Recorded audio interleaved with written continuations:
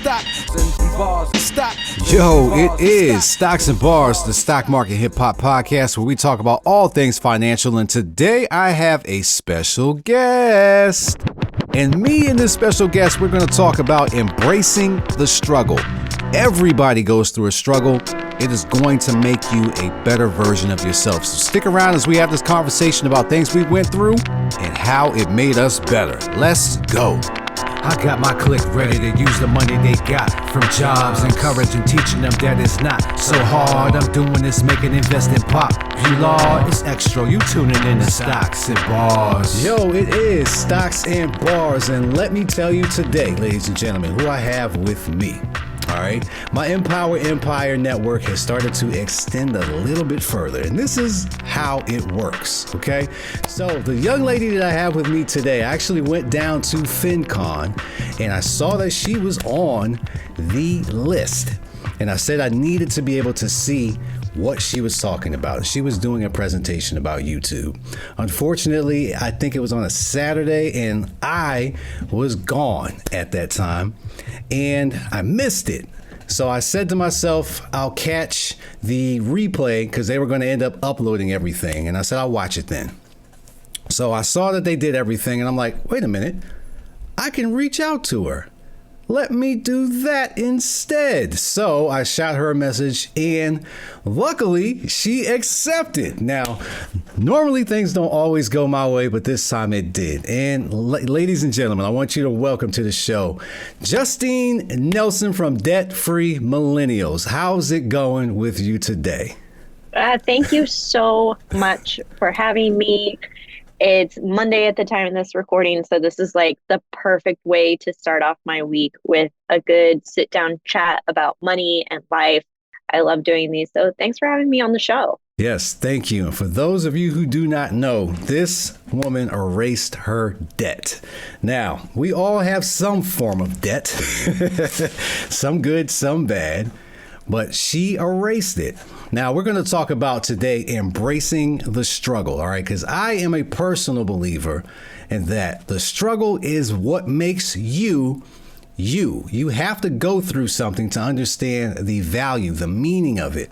Because if you don't, then you go about life feeling privileged. And that right there is a disadvantage because you don't fight. And if you don't have any fight, it's very easy for you to get beat up fast. So embracing the struggle. I'll kick things off here, all right? So I would not be the person that I am today if I was not the kid born in Brooklyn, New York, all right? I would not be who I am if I didn't see what I saw on those streets. I would not be who I am if I didn't have the friends at the time that I had. I would not be where I am today if I did not see those things and make decisions based upon what I saw. So I embraced my struggle.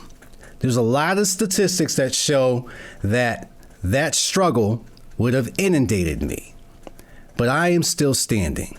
And I want everybody to know that the struggle that you are going through right now is going to make you the most improved version of yourself. So with all of that, Justine, the floor is yours. Is there a struggle that you can recall? As a matter of fact, what is the earliest struggle that you can recall that you went through that made it to you being you right now?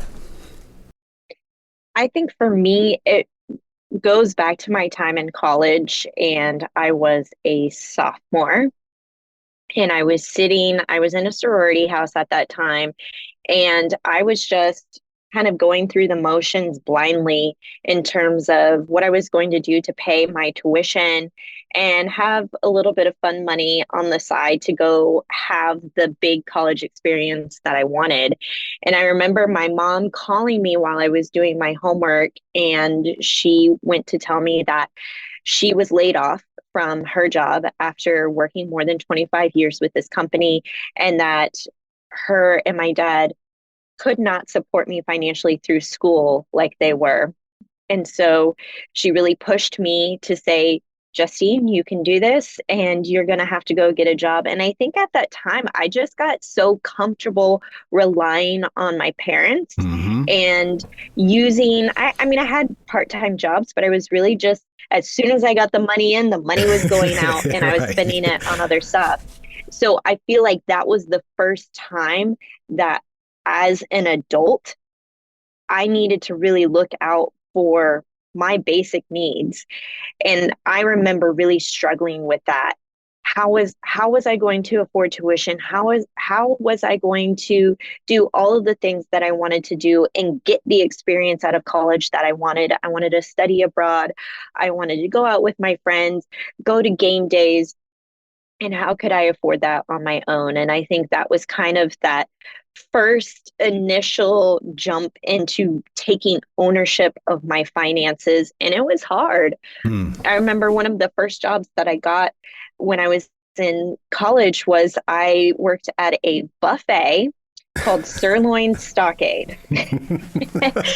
And I made about $5 an hour plus tips. And, buffets, like people get their own food. Right, right. So it was funny because I would get maybe $1, $2 here left on the table. And just if you've ever been at a buffet, it's Mm-hmm. just mountains of plates and uneaten food. And it was a lot of time on my feet where it's like, oh, wow, this is a This is humbling work. experience. This is a very humbling experience. And I really had to work my butt off to make that happen. And I pivoted into working at Chili's as the server. And so that was a little bit of an upgrade from the buffet. And I was able to make better tips at Chili's. I worked at Chili's all throughout college. So I feel like that was my first, experience, just kind of owning it and Yeah. figuring it out on my own. So that was the struggle initially. The struggle is real. And I love the struggle. I think about times from when I was a kid and my mother had me young. She was 18. And I remember growing up being in apartments, and I remember vividly not being able to have the things that my friends had, right? This is like when Nintendo first started coming out, and my friends had it. They had the console. Sometimes I lie and say I got it just to I fit love in, Nintendo. What kind of Nintendo was it? the original Nintendo. So we're talking about the original NES system that first came out Oh, in like 80, wow. yeah, like 85. So when that came out, everybody was talking about Mario and having it, and I wanted to be a part of that. So I did a couple of things as a kid that I should not have done in order to try to get those games. And I'm not proud about it, but at the same point in time, it made me who I am. I appreciate that I went through that struggle to understand now that I can be able to tell my kids what I went through. So hopefully it resonates with them at some point in time. Because, Yeah. kids, it takes a little bit for it to sink in, for it to be reality, because their reality is completely different. But anyway, the struggle. If it weren't for Yes. that, I would not understand the value of what it meant for $50 for the video game. At that time, I think Yeah. the console was $150. I don't know. I didn't get it until later, but I wouldn't understand that now. So, from those struggles, what is something that you now fully comprehend that you learned from that experience? I'll give you another example that happened after college as I was paying off $35,000 in student loan debt. And at that time, I got my first job, my degrees in marketing, and I was working at an advertising agency as an intern, making $10 an hour. And while I was doing that, I was living with a roommate and I drove a 2002 Ford ZX2. They don't make them anymore. They only made them for like 3 years. And I was driving during an ice storm when I was living in Kansas City. That's my hometown. And I was stopped at a red stoplight, and a person behind me just could not brake fast enough and slid on the ice and rear-ended me so Mm, hard that it totaled it totaled the car, it shredded the back bumper completely, and it bent the frame. So I was driving this car without a bumper, and I had to make a choice at that time. So this was a big, at the time I didn't realize this, but now looking back, this was a big decision that I made for myself financially because I had two options. One, I could take the salvage title for the vehicle and then take a cash out value from my Hmm. insurance company because it was deemed totaled. And I think the cash out value was something like $3,200. Actually, a lot more than what the car was worth. I was about to say that's a lot. I would have thought they Or would give you yeah, it like was a five lot. hundred bucks. No, it was significant actually. Or I could actually get rid of the car completely and then take out a car loan and get a new car. And I remember sitting in that car and really having a debate with myself, just like, what am I going to do? I'm on this debt-free journey. I've committed to paying off my student loans. What would it look like if I added a car loan and Mm, added to my debt? What does that mean for the next 5, 10 years of my life? How does that snowball into what I really wanted? So I had to make a choice. And at that time, I thought, no, what do I really want? I wanted to travel more. Travel was really important to me. I wanted to eventually leave the Midwest, and I was ready to live in a different city, live in a high rise, and have fun with my money. I wanted to go out on the happy hours and the sushi dates and hmm. go to concerts. And I just thought, if I add another monthly payment, that is money that takes away from the bigger goal that I have for my life. And so I decided to take the cash value for the car, keep the salvage title, and I said, I'm going to take that $3,200 and throw it towards the student loan debt. And I will just figure out what I'm What going to to do do? with this bumperless car, which is not very safe looking back on it.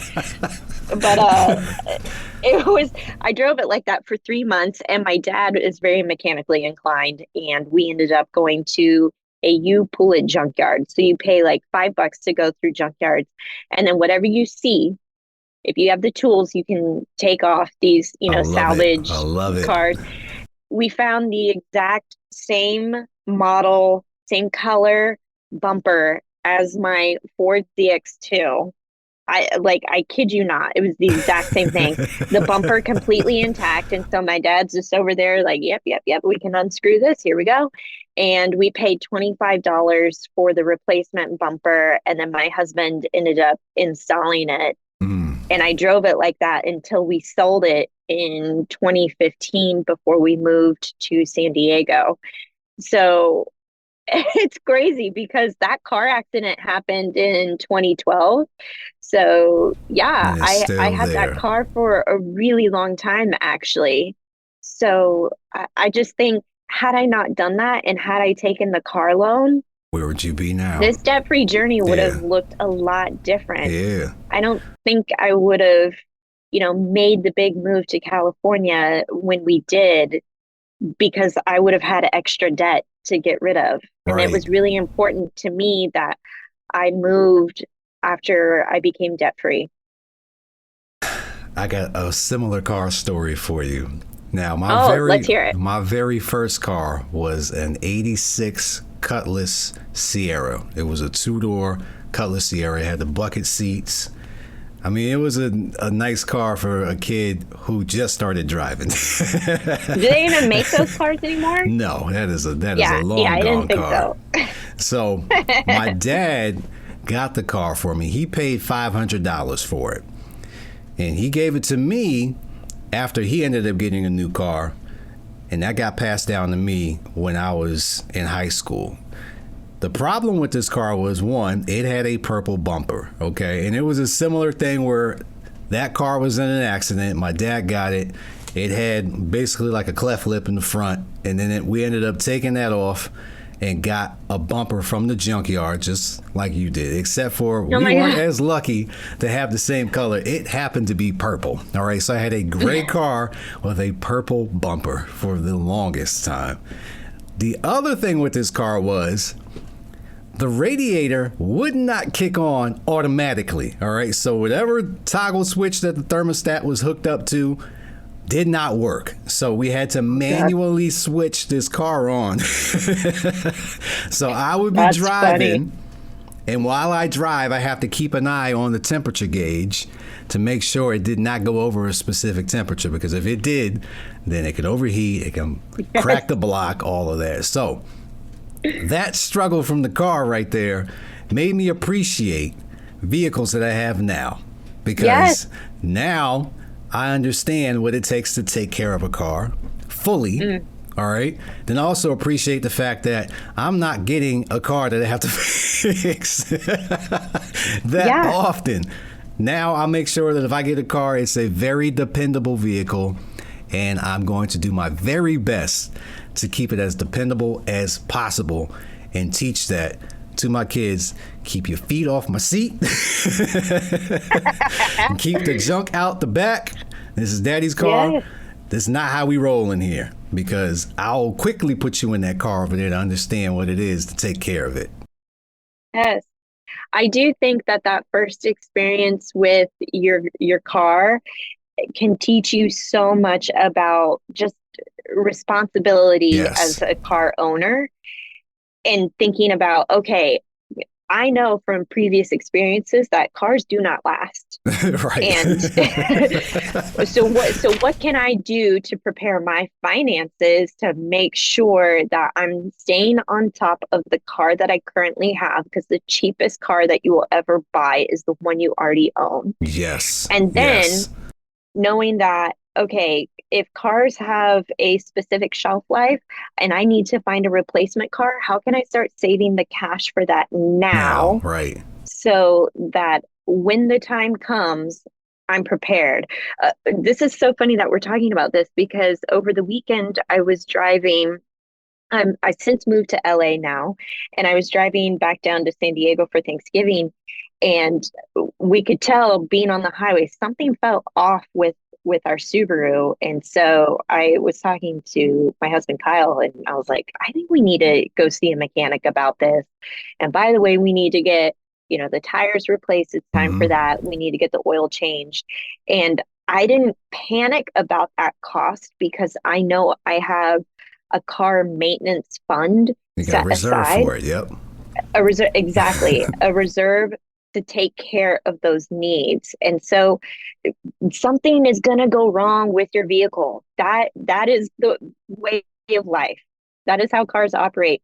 But if you have the funds set up for that, it makes it a lot easier. You're not making, quick decisions about your vehicle. It's just, I'm calm. I can shop around for the best Mm, price, talk to mechanics, and make an informed decision and know, okay, I am going to be spending over $1,000 on this next trip to the mechanic. And it's needed to make sure that can last. Because the way that I see it is $1,000 one time is a lot better than trying to drop, a car payment 20 grand on a every new month. vehicle, or have a $400 monthly car payment for the next 5 years. Yes. Yes. So which one do I want? We're on team save money on that one. Yes. All right. I got a good question for you concerning relationships, right? Because I believe firmly that the partner you pick in your life is the either worst or best decision that you're going to make, right? It is going to Let's be, hope it's the best. well, this is the day and age where people do things a little differently. So the partner that you choose for your life, your mate, is going to be very critical on your journey in whatever it may be, finance, religion, whatever it's going to be. Okay. So tell me about the conversation that you had with your boyfriend or husband or whatever at the time when you had this conversation about what your debt-free journey is going to look like, and how did they react? Okay. This is good because I had this conversation with him while we were dating. So my husband and I met my senior year of college, and he was a grad student. And so I had graduated. I got my first notification in the mail from Department of Education saying I owed $230 monthly minimum payments for the next 10 years. And that was another point in my life financially where it was like, what am I going to do with this? Am I really going to be in debt for the next 10 years and hold myself back? So I made the decision to start learning about personal finance right after school, like intentionally learning about how to pay off debt. And I remember when I got really disciplined with it and started budgeting every single month, which is the number one tool that got me to pay off the debt so quickly. I talked to Kyle about it, and he was in full support of me going after it. Mind you, he was a grad student and he was getting a like a research assistant's salary of like, oh, it was so stupid. It was something like 20 grand a year, maybe not even.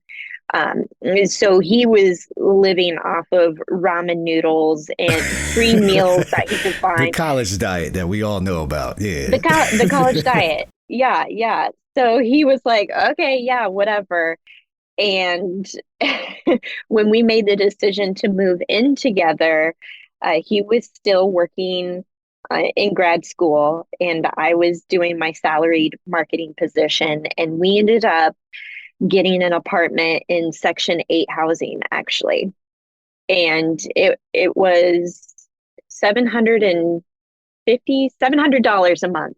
It was $700 a month in rent. And that was a very humbling experience for, I think, both of us, actually, because it was in a building that desperately needed updates. The walls were really thin. Another college experience. Yeah. And, we had to watch our friends who had graduated already and getting these awesome corporate careers and getting these either very nice luxury style apartments or buying their first home. And here we were, just trying right, on the struggle to bus. Yep. yeah, just kind of live in this very questionable housing unit. But again, I think one of the biggest things that I've learned through these struggles is that everything is temporary. Yes. And yes. change is imminent. Like, you have to embrace the change and just know that this is a season and it won't last forever. Right. Just like paying off your debt, it can be as long or as short as you want it to be. Just know that it's temporary. If that time is going to pass anyways, how can we make the most of it? And we ended up living in that apartment for 2.5 years and said goodbye to it in 2015, and then made our way to San Diego, where life completely changed. And so I think, going back to your original question about relationships and whatnot, and how I approached my finances, Kyle, I was very fortunate. He was in full support, and he had some student loan debt at that time, but was really good at saving. And he was able to pay off his student loan debt very quickly. And he actually introduced me to responsible credit card usage. I had no that existed. Yeah, I was like, credit cards, no, like, people get in credit card debt and it's high interest. And he's like, actually, you can get really cool points and rewards and travel for free with credit cards and use this to your advantage. And I was like, oh, okay. So he had been really good about taking out a credit card when early on in college. And he was just, at first only put gas money on it and paid it off immediately. And then as he was able to kind of get used to the whole billing cycle, because it's not like a debit card. Debit card right. is straight instant. Out. Yep. Once it's paid, it's gone. Whereas the credit card, you got to wait to the end of the month, get that bill, pay off the bill in full. So he really introduced me to a different way of handling my finances, where I could also get some perks that fit my lifestyle. Right. Because like I said before, I love to travel. So it was just, this makes sense. To get a travel card. So yeah. I was really, really lucky that him and I started talking about that early on. And so when I think about people who are just starting to have a relationship or they see the relationship moving to the next step, like it's getting more serious, definitely talk about your finances. Be transparent about that. What kind of debt do you have? What are some of your financial goals that you have for yourself and for you and your partner in the future? What does that look like? What are some things Yeah. that you want to save for? Investing, like what are you doing for your investments, if anything? And if it's okay that you don't know. If you're like, I have no idea how the stock market works, well, there's this YouTube channel called Christine that can help you learn all about that. It's the plug. That Thank was that you. you just teed me up. I didn't see that one coming. I didn't set this up, ladies and gentlemen. That was completely genuine right there. Thank you. I was going to ask you the question, what is the perfect timing? And you hit it right there. You know, when you start you see things going into that direction, escalation, that's when you have to really put it in gear. Do you believe And I there's think, oh, go ahead. Go ahead. well, and I think you can kind of get a sense for sometimes you can kind of get a sense for how that person may operate with their finances based on how you see them spend when you are together. What are their spending habits look like? How do they talk about money? How do they talk about debt? And so you can kind of get a feel for that. Also, I think, and something that I haven't really seen a lot of from personal finance influencers, I think a lot of our financial behavior is a result of how we were raised and I what was our getting ready to ask that childhood. question. Yeah, Yeah, right? Like, yeah, I 100% agree with you on there because I think you have to have a basis somewhere. The fruit don't fall far from the tree, right? So I think that most people have their habits developed before they even knew they developed.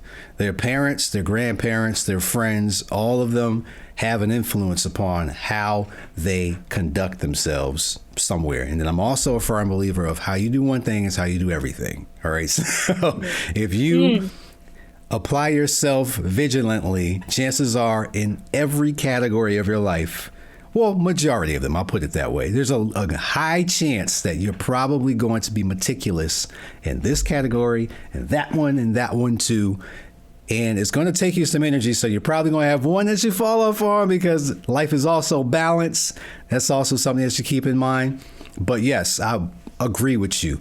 So that leads me to the question here. You know, what role did your parents or your friends play in the development of your financial thinking? yeah. Uh, so my dad was a blue collar worker, worked on HVAC systems. So he frequently would work in dangerous situations, boiler rooms, rooftops where, it's like teen digits outside. It's just Mm. freezing cold, below freezing, or like boiler rooms where it's just boiling hot and he could electrocute himself, all Your these dad is the things. man that everybody envisioned like in cartoons of the man's man. And Yeah. Also mechanically inclined. So yes. anytime something was wrong, but I think he really instilled in me, you have to take responsibility for yourself and for your possessions, such Yes. as like the car. And so he has a very strong work ethic, and he always encouraged, both my parents really encouraged me as soon as I was of working age. I think it was 15 when I got my first job working at a pizza place as a cashier. That job was awesome because I got free pizza all the time. But this, I think they instilled in me the value of a strong work ethic, and nothing comes to you for free. Mm. And if you want something, you got to go out and get it and work for it. And I think that kind of helped me see, okay, I'm definitely going to have to work for the things in my life, And then how can I like continue to build that up to what I actually want? They also were the first, I guess my parents were the first individuals who introduced me to a debt-free life. They had been taking the Dave Ramsey course way back Okay. when, like this was like 20 years ago. And when I graduated college, they gave me one of Dave Ramsey's old books. And I was like, kind of eye rolled at it. And I started flipping through it after I got my student loan notification in the mail. And I was like, oh, okay, yeah, maybe I could do this. Maybe this doesn't have to take 10 years like the Department of Education is telling me it will. Maybe I could cut that in half. Maybe I could do this in 5 years. And when I set that goal, I was going to be debt free in 5 years and pay off the 35 grand. I got so diligent with it that at one point I was putting $1,000 per month towards the student loan debt because remember I was living in Section 8 Yeah, housing you had a little and bit. I was living very cheaply. I basically lived like I was still a college student. However, I did allow for fun things like travel and I traveled cheaply to Florida, California, Puerto Rico, and Colorado. And during that time, I was able to pay off the debt in 2 years, 5 months is what it ended up taking me. So Nice. I set the goal for 5 years and then I made it like in half of that time. So I think I really credit my parents for the strong ethic and then kind of taking me down this path of, hey, you can find resources by reading books, going online, and finding personal finance. Well, now I love that now there are content creators out there who are talking about money, especially for millennials and Gen Z Yes. and for the younger generations, because I I do credit Dave Ramsey with the whole debt snowball method and teaching people how to budget. But honestly, gosh, there's just so much more that I feel like he's missing that I'm finding from other individuals. And I love that. Don't get all of your money information from one One source. resource. Yes. Yeah, Yes. go out and research. Find the people that you click with, whether it's you, whether it's me, or somebody else, or maybe it's all of us. Maybe you have a handful of like, these are my five, you know, podcasts, podcasts that I like to listen to about money, or YouTube channels that I love watching. This is where I'm getting my information. I'm researching. I'm going out there and figuring it out, and I love that about the personal finance community in general. That has just Yes. snowballed into what it is today. I agree with you. Ramsey is old school. He's old school, and let's be honest. How many of us want to listen to advice from old white dude? Like it's This is unrelatable. reality. This is 100% reality. I can't relate to it. I can't. And I understand the principle. I get it because I'm in the personal finance space now. But at the point in time when I was wanting to get that information, there was nobody who looked like me. And this is just something that I came to the realization of after I stepped into this space because I realized that it's a whole lot easier for someone who comes from the areas that you're in that can relate to you on different aspects that Dave Ramsey can't do, you know, and there's no Hmm. disrespect to him whatsoever. I think the message that he teaches about teaching people how to use their money is a great one, right? But again, it's old school. It's old school. It's not for everybody. There's a lot of methodologies in it that are ingrained in how he approached it from back at that time. But as you alluded to, things have changed, you know, and if you don't catch up with times, you'll get rolled over by them, and it'll happen to you really fast. It's funny you mentioned your first job because my first job was my first job was a paper route. This is going to lead into a question now. My first job was a paper route, and then my second job was like at Taco Bell, which happened to be like in my school for lunch. So I would leave early from class to go to the lunchroom to go work for the Taco Bell that was in our school.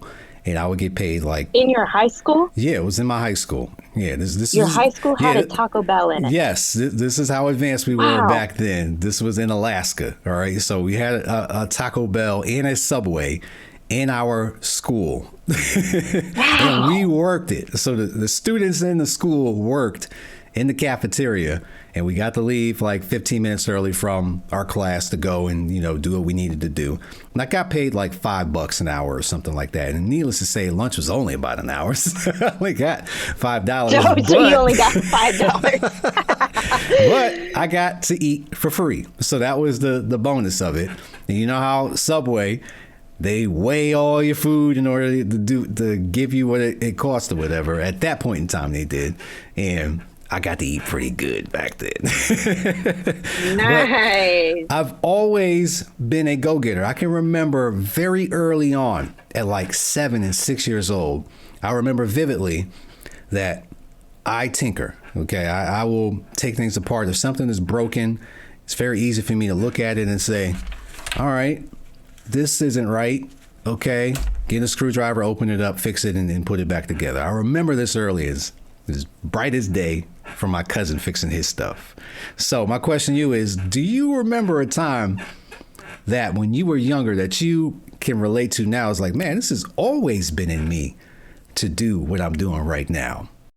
hmm Yeah. For me, that was writing. I loved to write. I can remember, I think one of the very first stories that I wrote, I was 9 or 10 years old, and it was like a robbery. It was like a mystery story that I had written about, and I loved putting that together. I loved using my imagination to create stories, and I was, yeah, 9 or 10 years old. I've always loved to read and to write. Had a journal since I was 12 maybe, and I still journal to this day. Had I not leaned into that, I wouldn't have. I wrote my very first book this past year. Yes. So Yes. I published a book called the Investing for Kids Activity Book. You can find it on Amazon.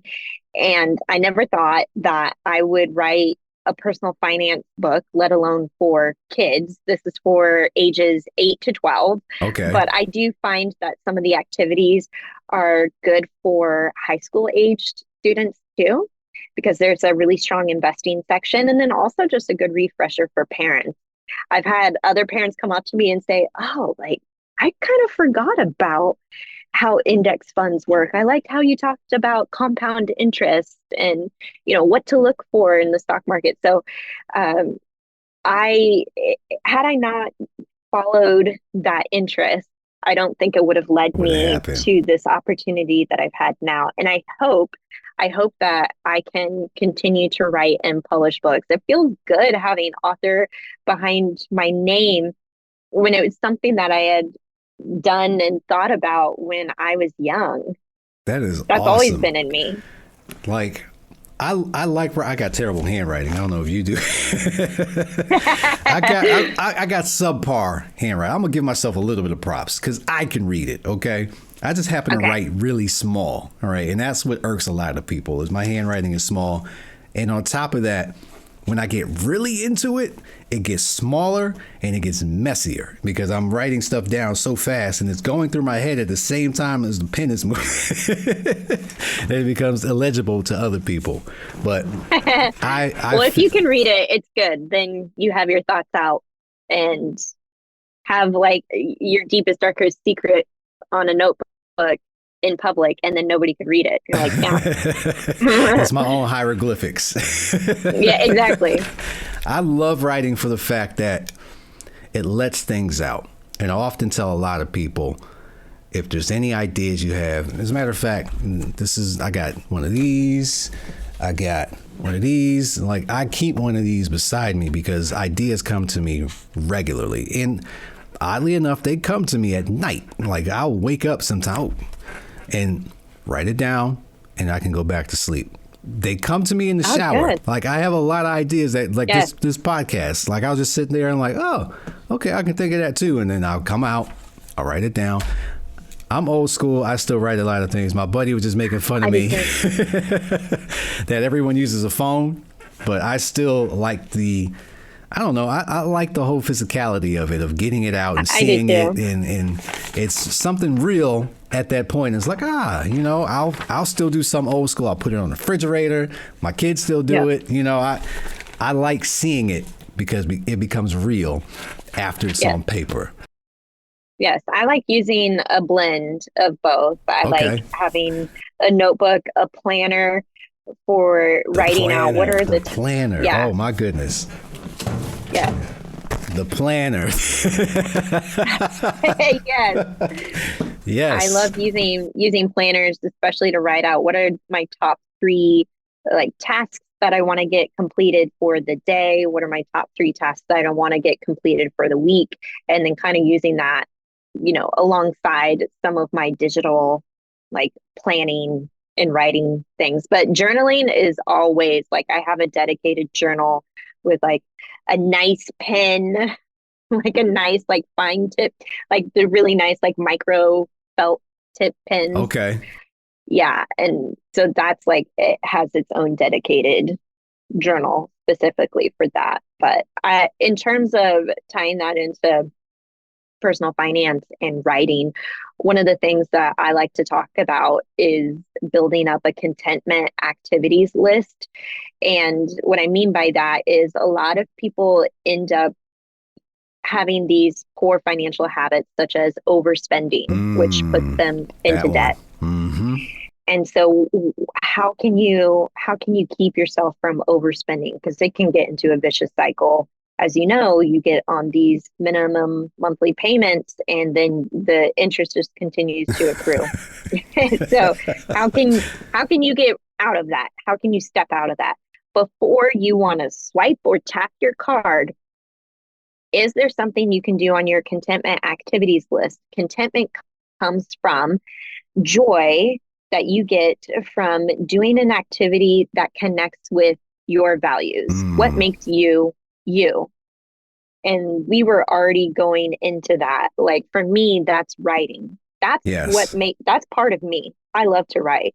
So instead of going to reach out for the Starbucks or spending money through a Target run, let me do something on my contentment activities first. And so what people can do is set a timer for like 10 minutes on your phone, put on some music without stopping, write down all of the activities you enjoy doing that are free and that give you joy, that reflects your values. So it could be as simple as reading a really good fiction novel. It could be going for a hike.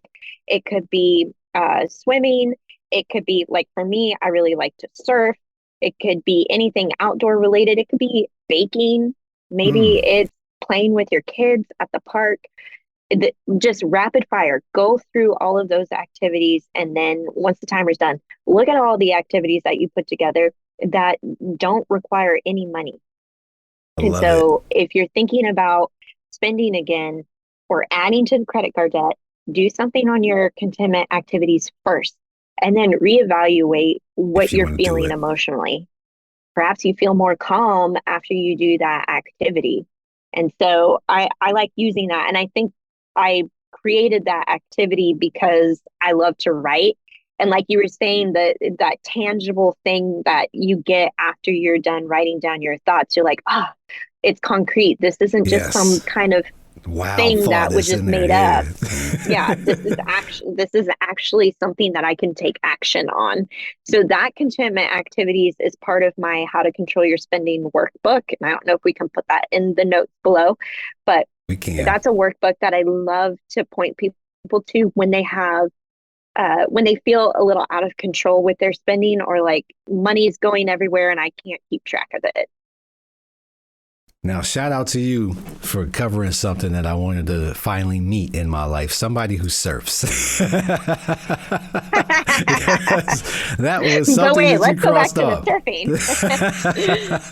Because I've never known anybody. I've seen it before, and I'm like, I wonder if I know any. I don't know anybody until now. So I'm gonna live my life vicariously through you for the surfing there. We'll keep up on that one.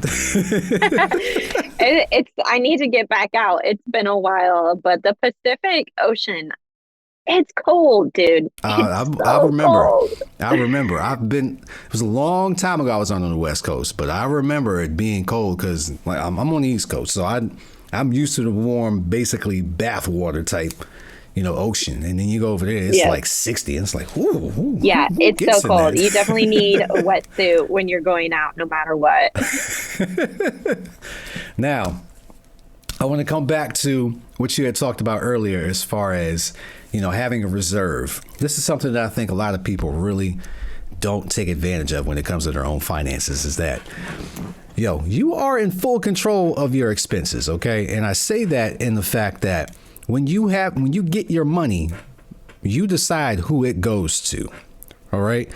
That decision is made for you. If you have rent, that's a different story where it goes out to that person, but you still ultimately made that decision that it goes out to that person. All right. The responsible thing that everybody needs to know, and I learned at a very late age, probably like 25, is you got to have buckets. All right. And I learned that from investing. How I started investing was it was actually in fifth grade. There was a teacher that came to our school, and he taught all the kids about stocks. And it was in fifth grade, and I remember it because the way he did it was he did it with candy companies. So out of like 20 plus students, we all were able to pick from like Nestle and whatever Mars. I don't know what it was at the time. But I remember owning Nestle stock in that exercise. So that's how he taught it to us. That planted the seed for who I am today, right now. The buckets. At what point did you realize in your life that you have to have specific buckets in order to have your debt or, matter of fact, any of your finances in order? Okay, I think I realized that I needed different buckets. And you mean like categorizing your money, like this money is for this money for Yes. okay. Yes. Probably not until I started my debt-free journey after college. So I was 23. Okay. I did, yeah. I had a savings. So we both got it late. Yeah, I had a savings account and a checking account, but I wasn't really sure what the savings was used for. I was like, why do I need this? What am I doing this for? Yeah. Yeah. I was in the same boat. Yeah. Yep. And so then I started learning about emergency funds and why it's important to have an emergency fund put in place in case of job loss, you get really sick, the car has a major accident, whatever it may be, your phone, falls into the pool. How are you going to replace that? So you need to have backup funds. That was the first way that I started using buckets. So I was like, okay, I have my emergency fund, Okay. and then I have my checking account. And then as I got into my first job and started talking about employer sponsored retirement plans, that was another bucket that I could add in and say, okay, I'm going to have this 401k. So now I've got it into 3 buckets. I feel like the more that I learned about personal finance, especially like investing, and then also how to save for short-term financial goals, such as a vacation or like my boyfriend at that time, we got engaged. And so now we're planning this wedding. Okay, we're going to need money for a wedding. Another bucket. So there's another bucket. So I started kind of adding these things, and it didn't get complicated for me because I could kind of parse it out into, I guess, 3 major categories. So there was the investing bucket, which in of itself has its own things, right? Like your retirement account, your brokerage account, your 529 plan, whatever it may be, all these different investing, but in general, one investing bucket. Then there's the savings bucket. And inside of that, then I have all these little different savings cups. I don't know if we're going with like bucket cup analogy, but I'd have different savings buckets that I started to set up. And then I had my expense bucket. That's my checking account where I'm paying my bills. This Mm-hmm. is the account where I'm paying my bills out of. This is the bucket for my savings. This is the bucket for investing. And I think that just came with time as I was learning more about personal finance and definitely learning more about investing after I paid off the debt because so much of my focus was on getting the debt paid off. And then I started really looking at Transition. what else can I do besides the 401k or 403b? Mm-hmm. What else can I do? Oh, there's a Roth IRA. What's that about? How can I invest Mm-hmm. in that? Oh, there's a brokerage account in which I could potentially pull money from, maybe save for a down payment using a brokerage account. Okay, what's that look like? So that's how I think it comes in steps. If you try to put your energy all in like, 20 different ways, You'd your be energy is only scattered. going to go so Yeah. far. Whereas if you put your energy into one swim lane, that's going to take you really far. And so I got that debt done really quickly. So then I could focus my energy on Focus. Yes. more investing strategies and really building up my net worth. Yes. Now, I'm a firm believer in everyone can do one thing at a time best. Okay. I think the idea of multitasking is a lie. Yeah. I believe that for the fact that when you multitask, you're taking away the attention from something else that you could actually excel in. And that's why I believe it. I believe people can do things at multiple things at one time. However, I think if you truly want to be good, you focus on one thing, you knock it out, then you get to the next thing. That's what Yes. I believe. Yes, it's true. You are what you focus on. And for me, at the beginning, it was debt freedom. And after that, it was really kind of building up an emergency fund, and then starting to look at my investing knowledge. How can I increase my Yes. investing education? So one more question I got for you, and it's going to go back to influences. All right. We talked about the family influence. All right. I'm a firm believer that your 5 closest friends are a reflection of who you are. All right. Mm-hmm. And it's going to be everything. Okay. So when you went down this debt free journey, I mean, did you find that the friends around you changed, or did they actually change with you? Okay, some of them did kind of change with me.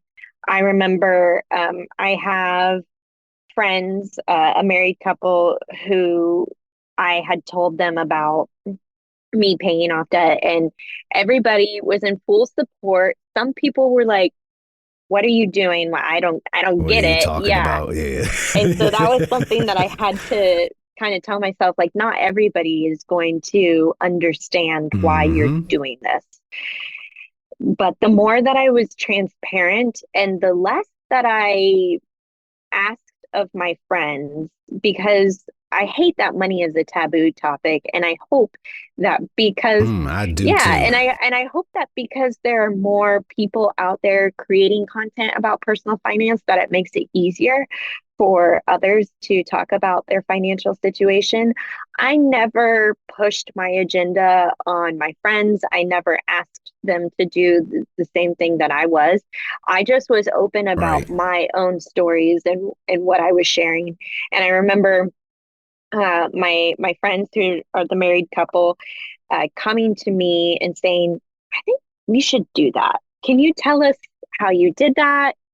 And I remember one of my aunts, she came to me and started telling me about her financial situation and how she wanted to get better and get her debt under control. And this is, I don't know, it was a very humbling, I was very grateful, but it was a very humbling experience to have one of your elders, you know, Reach come out. to Yeah. you and ask about how I was able to pay off the debt and could I help her.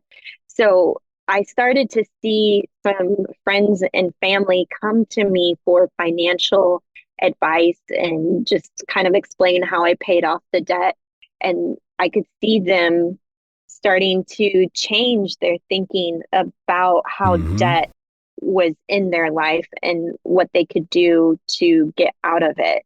So I saw that in some ways, and I've counseled my best friend on how to get out of debt. I've counseled so many of my friends and family now. It's been really fun, but also learning that their journey is not going to look like mine. Like, Right. It's going to be different for yeah, they're on everybody. their own path, and they may not value this whole like debt-free lifestyle and getting out of debt as quickly as possible. So I still have friends who have lots of credit card debt or personal loans, stuff that they're trying to pay off. And I just have to meet them where they're at. And whenever they are Yes. looking for support, they know I'm right here. And I give them a judgment-free zone and a private space where they can talk about their financial situation without any kind of judgment coming across from me, because I understand that everybody's situation is unique. That's amazing because when I started this journey, I first started with my base, and a lot of my boys, we talked about things that we talk about, right?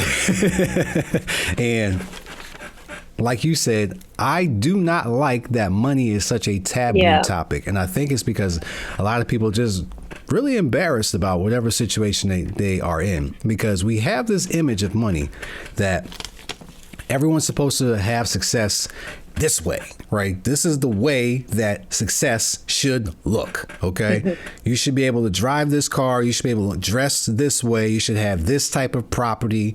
All of these things are what makes somebody going to look a specific way. And if you don't meet that, then you kind of clam up and you're like, well, that's not really me. Yeah. And I don't really, ha ha ha, you're in the conversation, but you're not really in it, right? Yeah. So I say that because when I first started talking to my friends about it, we really didn't catch on to it, right? But I stayed with them just like you did. I'm still here to talk about it. I would drop the dimes, I would drop the seeds along the way. And here we are, fast forward to now, where they come to me about, stock advice. What do you think about this stock? Let me look at the chart. I really don't like it. That's my thing. But again, just like you, I don't push just because that's the way I do it. That's not how you should do it. All right. There's a lot of lumps and bumps that I took that I learned over time. Some people need to learn it that way. And I've learned over time that that's how some people have to learn. I can sit here and beat you over the head like, you shouldn't do this. You shouldn't buy penny stocks. You shouldn't do all this. You know what? You find your journey the same way I found mine. All right. I did the same things. I ended up coming to where I'm at now because of what I learned at that point in time. So I can be able to say something like that now. So it's very interesting on how your friends help you be who you are at this point in time. Yeah, absolutely. And like you were saying, did any of my friends, like, I'm trying to think, did my debt-free journey have a negative impact on my relationships with my friends and family? And I don't think so. I do remember having a conversation with a friend where she was talking about her student loan debt, and that she was just like, she kind of gave up and said, it is what it is. Yeah. I'm just going to have the debt. I'm just going to be paying it forever. Yep. Exactly. And I was trying to get her to see that it did not have to be that way. But ultimately, she was closed to the idea that it could be different. And I realized that if I was going to continue to push her, that this would cause some friction in the friendship. And so I said, this is not a path for everybody. And I need to be okay with knowing that my friends are going to make their own decisions. That's the one. Because Yes, sometimes I feel like I yes. want to just take control and be like, if only you did it this way. Yes, that is the struggle that I deal with as well. Oh, yeah. It used to make where me upset. I feel like I can do I it. used to get so mad. I used to be I'd just yes, say, like, yes. if you just stop doing this, stop putting things on the card, only pay for things with your debit card. It's so Yeah, simple. just like, I see the path for you, but like I was saying, everybody's situation is unique, and not everybody is in the same mindset as you are. And so I Yes. liked how you said you drop the seeds, drop little dimes. Yeah, that's all I can do. I mean, it's going to hit the soil. It's either going to germinate or it's not. Yeah, I can't water it. I can't put sunlight to it for yeah, you. I can put it there and we'll see what yeah. happens. But I'm also a believer in energy. You only have so much. A good friend of mine, Bakari, we talk about this often. You only have so many heartbeats. Okay. You don't even know what that number is. So one day you can have 52 Tuesdays left. Okay. You have no idea. All right. So with that being said, you always guard your energy as much as possible. And that's why I'm so easygoing, because okay, that's how it is. If it's going to come back to me, you know what? It'll come back to me, because that's how energy works. It will attract itself back to me at some point in time if it's meant for me. And if it's not, I accept that because everything doesn't need to be for me. I'm cool. I'm content with what I have. I'm totally happy in my little space. The less drama I got to deal with makes it easier for me. Yes. And then that passes on to my kids, my wife. Everybody's in a good space. That's how life should be. Yeah. All right. And then speaking of the kids, you mentioned the children's book. Okay. Yeah. Now, I am also a firm believer on talking with your children about finances, because like you and I talked about earlier, I had no idea about buckets. All right. And whatever terminology somebody else may use it as, cool.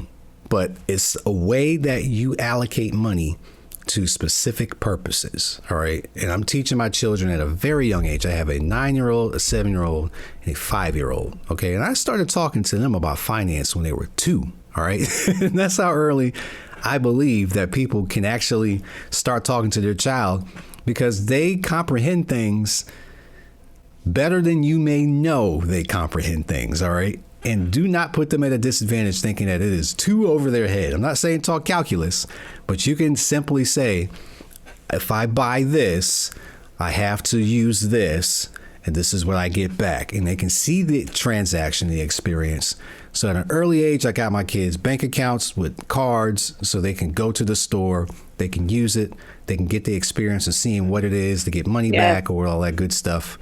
This is all things that they have to know, because this is the world we live in. All right. So what age, I know you said your book is for 8 and up, but what age do you think is a suitable age to start talking to children about finance? Man, this is a good question, because I have a 1-year-old daughter, so I consider myself a new mom.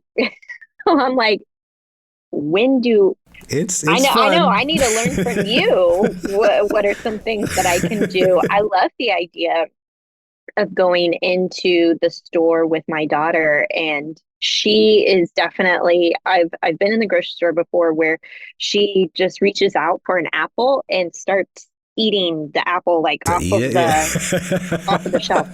I'm like, no, Quinn, we have to purchase this first. And so I think that's a really good exercise, is to take her through the store and show her, okay, you want this?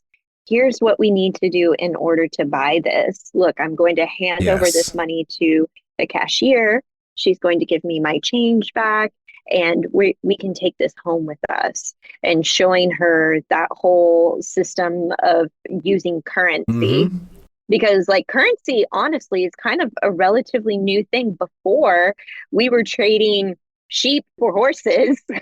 And then we were doing a barter system at that time. And then we were doing like precious metals, but nobody wanted to walk around with like 50 pounds of like this big gold nugget. Gold. So it's interesting. And now, take away bills and coins, we're using literally digital currency. We're using our phones as currency, which is like, it's cool, but it's weird. Like crypto. Now we're using cryptocurrency. Yeah. I mean, could you imagine a day where we just have no bills and coins? I think it's a real possibility. I think it is a very real possibility, because we already are living in that digital age right now, where I got right now at least 7 different cards, right? At any point in time, I have them. Do I use them all? No. I have a primary 2 or 3, but the other ones were signed up because I got an account. Okay. What was it? Square. All right. Square gives you an account. Okay. I need a card in order to access my Square. Okay. Now I have that. All right. Now I have my margin account. Okay. You want to use your margin money? You can use this card. All right. Sign me up for that. I got all of these cards and I keep them organized. But again, I don't use them that often. But we are in a digital age where this is the way we use money. Money is stored somewhere. You have access to it through this little piece of plastic. I totally got us off on a tangent there with like how our currency has evolved. But I think going back to your original question about like what age you should be teaching your kids about finances, I love the idea of starting it young. And you're so right. Yes. A 2-year-old, and even my daughter, she'll be 2 in a couple of months.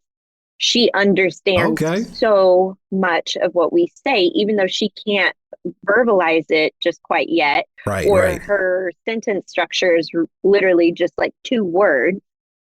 She understands what I'm asking of her, what I'm telling her. So I think that would be fun to do an exercise like that with her in the store. Do it as soon as possible. And I got to the age of 2 because that's where I read that a lot of children start to soak up. From 2 to 3 is their biggest leap of learning. And they soak up so much at that point. So why not teach them finance? You know, like I said, it doesn't have to be anything super difficult. It's just a simple exchange. That's all. You show what the process is, and they get it. You could even start the bucket idea early on with maybe having physical tiny little buckets for them. And then if you were to say, okay, either you get this allowance or you get a job assigned to you and you get paid after your work is complete, how are you going to split this into your buckets? Maybe you have a spend bucket, a savings bucket, and a giving bucket. So like, how are you going to divide up the money into these different buckets? That'd be a cool idea. I might have to implement that because they have a bucket. It's just a piggy bank. That's all. Everything goes into it. And the only reason why they have that is because, again, I'm showing them the value of money, right? If you want to go get something, yeah, sure, daddy can get it for you. But you have your own money. So now you need to understand how to budget it. I'm teaching them budgeting right now. You only have so much money. I'll give you $20 of your money. Okay, we'll go into Target. This is all you have. Okay, you cannot overspend it. And when they go cash out, I try to tell them, don't spend all of your 20. Try to get some of it back. You know, I'm trying to get them to understand that if you spend all of your money, you have nothing. So you should try to use it as best as possible. Yes. Don't blow all the 20 is basically all I'm trying to teach them. Because I got 3, and if all 3 of them are blowing 20s now, I'm in trouble. You are in trouble. Oh my God. I don't need that problem at that point in time. All right, so I got one last question for you, all right? And this one's going to be hip-hop related, okay? And yeah, this one's going to be, because like I said, I'm from Brooklyn. I'm 100% hip-hop, all right? Love it. First artist I remember hearing was Big Daddy Kane, and I remember hearing the record on the radio, and I remember saying the curse words and all that. My mom popped me in the mouth, all of that. I am a firm believer also that music is an influence, all right? There's a lot of influences in your life. They all merge to help you be who you are. So is there something from hip hop that you took from it and helped you in your personal finance goal? Or is there something in hip hop that hurt you in your personal finance goal? So I love listening to music as kind of a motivator throughout my day, or when I'm working on kind of mindless tasks, I put on music. Some of the earliest hip hop that I listened to was from Aaliyah and Ashanti, TLC. I loved listening to them. Like, I don't know. We got late 90s in the house. Yeah, like there's a playlist on Spotify called I Love My 90s R&B, and This is one of my all-time favorite playlists on Spotify. I think for me, kind of gravitating towards strong women was really empowering to me, especially seeing strong women in hip hop, which traditionally it was male dominated.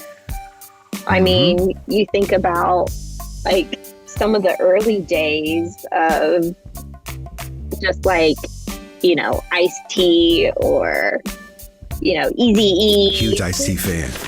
Like, you know, all of those guys, while I think like Dre and like all of those guys definitely paved the way for hip hop, I loved seeing women step into that industry and into hip hop. And I think that was really inspiring for me, like career wise, that maybe I can step into personal finance, which was also traditionally dominated by men. And how can I put my voice to that and my spin on that? So yeah, I loved listening to them. Like, you know, Whitney Houston, not hip hop, she's not really hip hop, but like I think about like Mariah Carey, and those were just some artists that, like Mariah Carey especially, oh my gosh, I just could listen to her over and over again. So. And she getting ready to make her next million again from the same song she recorded in 1992. The legend. She is a legend. The royalty checks are coming. But now you're seeing new voices out there like Cardi B and, you know, Lizzo. I freaking love Lizzo. And I love seeing that continuation and the evolution of women in hip hop. So I think that's kind of what I gravitate towards, because it's not so much like the finances. Yes, like there is entrepreneurship that goes into that, but also kind of taking a chance. I was listening to an interview from David Letterman interviewing Cardi B, and how she did not want to record a song and like develop her career as a rapper or as a musical artist. And so she was really pushed by one of her managers at the time, and it's like, let's just record this song. She's like, oh, okay. And now look at her, like that's what she's known for. Like that's insane, whether you like her or not. That is just insane. She just took a chance and was like, okay, screw it, I'm just gonna record and see what happens. I love it. I think as far as women in hip-hop, I think the greatest, in my opinion, is Missy Elliott. Oh God, how could I forget about Missy Elliott? Yes.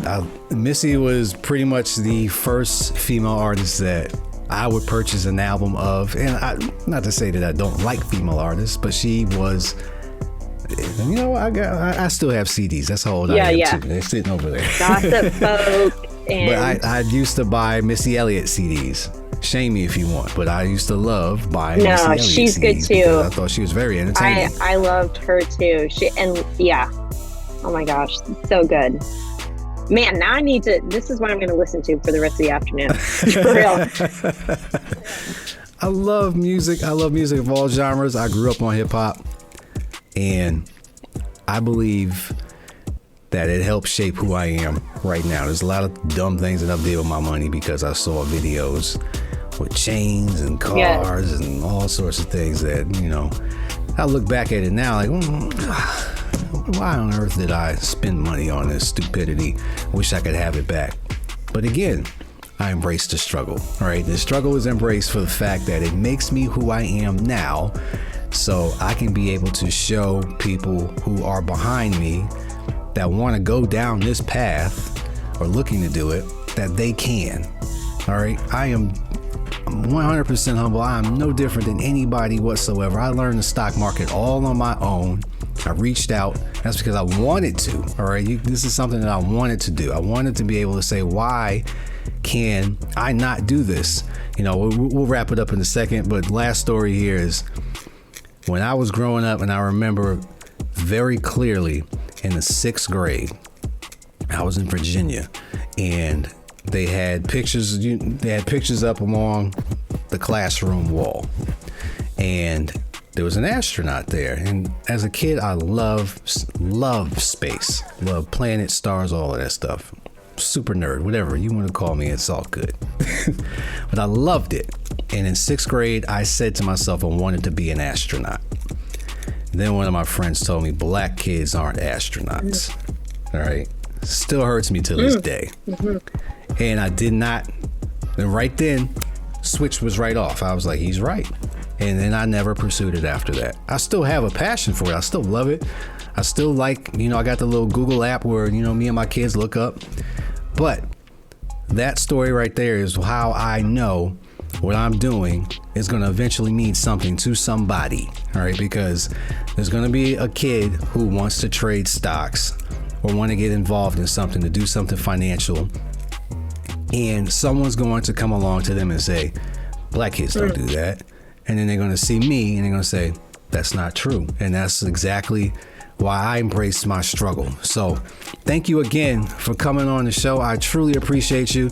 And if you haven't heard how I do things on my show, I use the word love a lot, all right? And that's because I lost a lot of people along my way. And if I tell somebody I love them, it's not because of anything other than the fact that I want the best possible for you, all right? So Justine, I love you. I love your husband. I love your child. I love everything that you're doing. This is something that is amazing. You're going to do great things. You're going to continue to do great things because I appreciate you coming on my show, spending some time with me. Much love to you and everybody that you love. I wish the best for them. So thank you for coming on. Thank you so much. All right. So that's it. Let's check out Justine on her channel, YouTube. We recently did a collab. I'm surprised we didn't even talk about that. We just had such a great conversation. I completely forgot about that collaboration. We did a collaboration together. After I reached out to her, she, graciously accepted, and I thanked her for it. And we did some work. And if time permits in our futures again, our synergies will meet. We'll do something else. And I look forward to it. Yeah. But thank you again for that. Absolutely. Check out that video. And yes, check that video out on my page, her page, both of them. And we will catch you next time. All right. Thank you. X-tro. Justine. Let's go. Yo. Stocks and bars is the stock market. Money mixed with hip hop. Never done like this. I'm in a league of my own. Plenty M's out here waiting, and I'm showing you how to get them. Teaching to be the victor instead of playing the victim. Learn the rules, play the game. Stop blaming the system that was never given clear signs. Designed to give you mixed ones. I grew up in my culture with rappers rapping about big guns. I used to pack a Mac in the back of the act like Big Pun. Now I'm out here leading and teaching how to make big funds. Name a podcast that's doing this, yo. I'm true to this. Add mine to the list, pencil down cause your list's done. I'm the only one rapping about stocks and telling you to get some. Me and Justine finished discussing about what's deemed necessary for you to grow to be who you must be. Embracing your struggle can hurt, sometimes it cuts deep. Your best life isn't far away, you need to just leap. Stocks and bars is the stock market. Money mixed with hip hop and name a podcast that's doing this, yo. I'm true to this. Your best life isn't far away. You need to just leave. Stocks and bars.